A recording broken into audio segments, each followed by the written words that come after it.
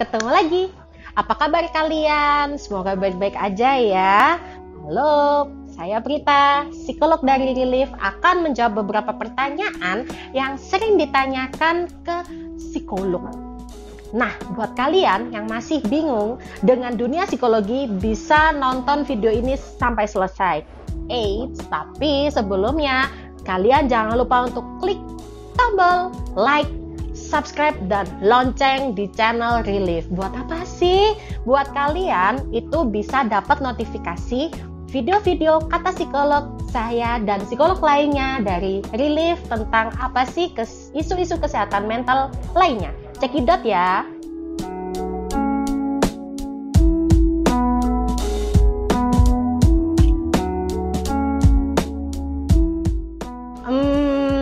Apa ya suka dukanya jadi psikolog nih?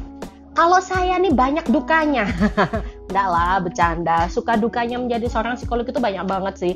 Sukanya itu karena kita itu bisa ketemu dengan banyak klien, kita bisa ada teman ngobrol gitu kan. Ya walaupun dengan klien sendiri nggak masalah kita ngobrol. Kemudian kita bisa ketemu banyak orang, kita bisa belajar dari pengalaman si klien gitu kan. Ada sisi sharing yang dimana kita bisa lakukan antara psikolog dengan si klien.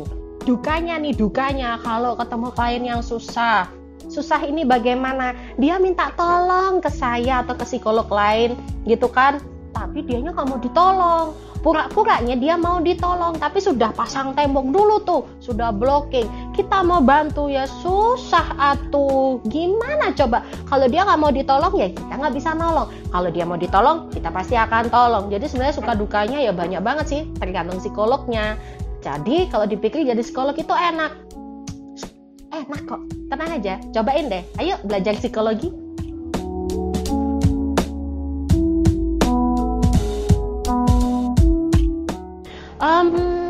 Psikolog itu bisa nggak ya baca pikiran atau gerakan tubuh dari si orang lain atau klien atau siapapun itu?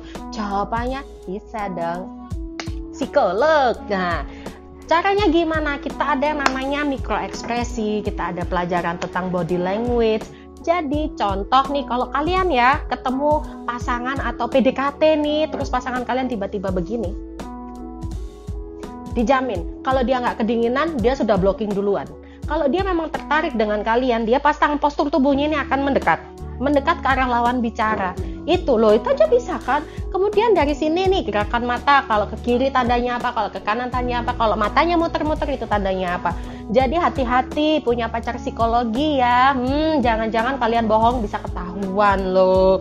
Jadi kalau kalian bertanya bisa nggak sih psikolog itu membaca gerakan tubuh orang lain? Bisa banget. Jadi pantengin terus video kata psikolog tentang membaca gerakan tubuh lainnya ya.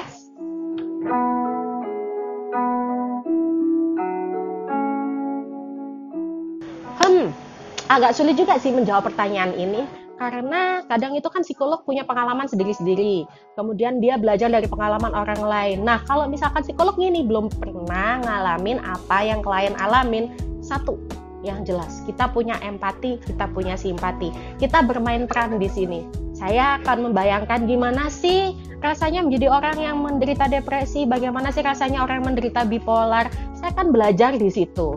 Jadi jangan pernah takut bahwa psikolog lo belum pernah berada di posisi saya. Kata siapa? Kita bisa kok bermain peran, kita bisa diskusi bahwa tidak semua psikolog itu dewa. Psikolog juga manusia. Even bisa jadi masa lalunya psikolog juga pernah loh seperti kalian ngerasa insecure, ngerasa overthink, ngerasa stres, ngerasa burnout, macam-macam gitu ya.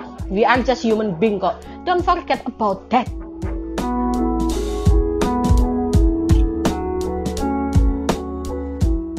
Masalah yang paling sering dialami sama pasien ya, banyak banget sebenarnya, tapi mostly yang saya tangani nih kebanyakan tahu nggak sih, insecure.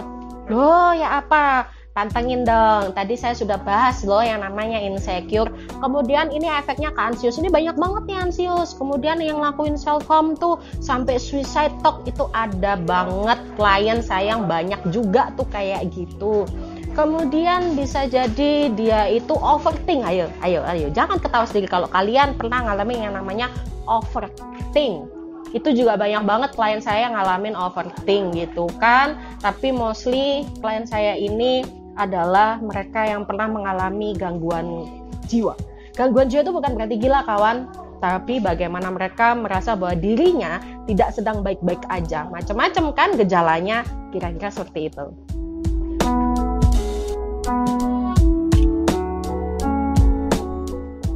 Ya butuh banget, beneran. Emangnya psikolog itu dewa? Ih, kata siapa? Emangnya kita manusia setengah dewa? Yang enggak lah, psikolog juga manusia gitu kan. Psikolog juga butuh psikolog lain. Emang bisa dokter nyuntik dirinya sendiri? Sama, psikolog juga butuh psikolog lain. Kadang kita itu terpapar oleh klien gitu kan ya, masalah klien kita terpapar, masalah keluarga kita terpapar.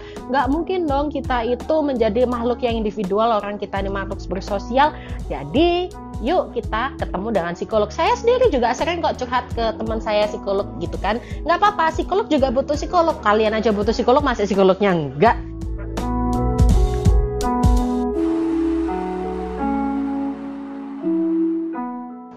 Burn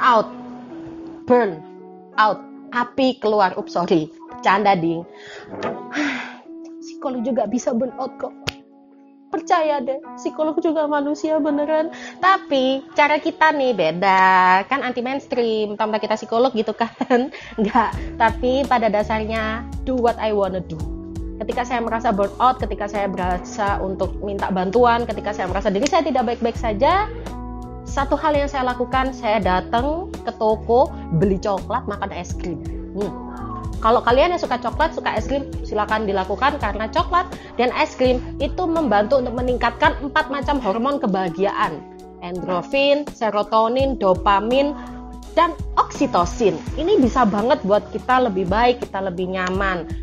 Kalau saya juga kadang lapar tengah malam, Indomie dong, seleraku. Ups. Saya nggak pegang merek ya, maksudnya mie instan. Itu juga bisa bantu. Jadi bagaimana kita menghadapi burnout atau menghadapi masalah itu tergantung dari kita masing-masing. Karena bahagia itu diciptakan, bukan dicari, diminta, apalagi ditunggu. Nah, sudah terjawab kan semua pertanyaan kalian?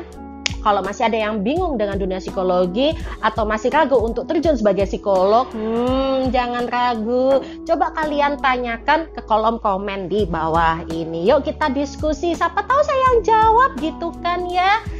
Kalau kalian ingin mendapatkan informasi-informasi terkait kesehatan mental atau isu kesehatan mental lainnya, kalian bisa banget subscribe channel Relief. Dan jangan lupa untuk klik gambar lonceng untuk mendapatkan video terbaru dari Lilith tentang kesehatan mental tentunya ya, atau tentang kata psikolog, bisa dengan saya, bisa dengan rekan-rekan psikolog saya lainnya yang dari Lilith. Kira-kira begitu, dan jangan lupa untuk tetap ya komen. Kalian bisa tanya-tanya di kolom komen, siapa tahu nanti kita bikin video mengenai pertanyaan kalian dari kolom komen. Sampai ketemu lagi di episode selanjutnya. Bye-bye.